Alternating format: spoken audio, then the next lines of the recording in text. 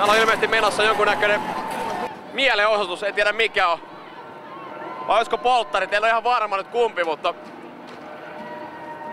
What are you doing? It's an anti-Olympics protest and celebration. What the hell, why? Just because it's a $6 billion sham of an event, and there are better ways to spend the money than on an international event like Okay, this. wait. For example, where would you spend $6 billion if you would have got it?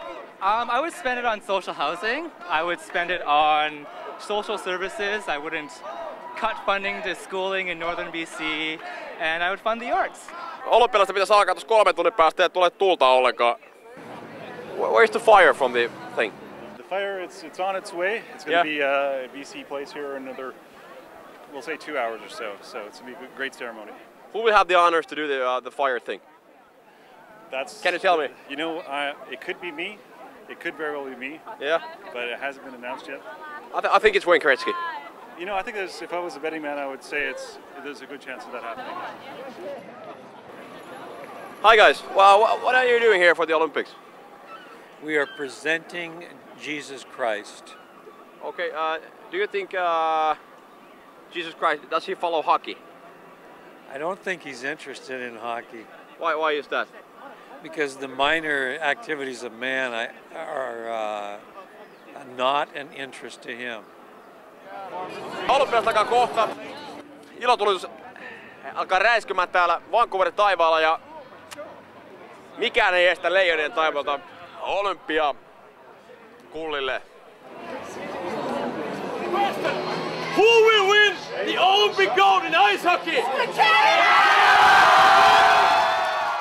Kuka on sulle semmonen kaikkein lempipelaaja, yksi pelaaja, kenen kanssa ehdottomasti haluaisit pelata samassa joukkueessa? No siis pikkupoikana Siltasen Rike oli semmonen, että Rike kanssa mä en päässyt ikinä missään pelaamaan. Mentiin aina vähän ristiin, ei oltu maajoukkueessa sekä Ilveksessä.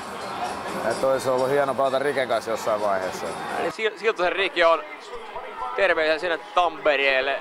Siltasen Rike on Sonian valinta. Nyt täällä tulee hirveä tapaus, että olympialaisten avajassa käynnissä ja isäntämaa Kanada marssii sinne, niin kuin varmaan kuulet täältä. Baari nousee pystyyn ja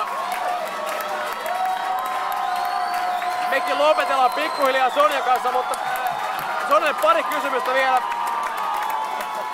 Meillä on tämmönen haasteosio. Haasteosio ja kansa haastaa Leijonia, mihin haluamme välitä heille viestiä ja näin. Mikä on haaste, mihin Sonia Lumme haluaa haastaa Raipe Helmisen? Ei ole mitään lauluhaastetta. Mennään kuntoilun puolelle, niin tehdään Teiskossa halkoja ja katsotaan kumpi tekee motin nopeampaa.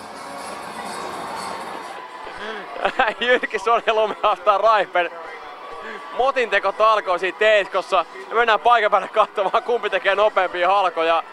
Loppuun tähän Sonia vielä veikkaus Suomen sijoituksesta lätkässä. No totta kai ykkönen.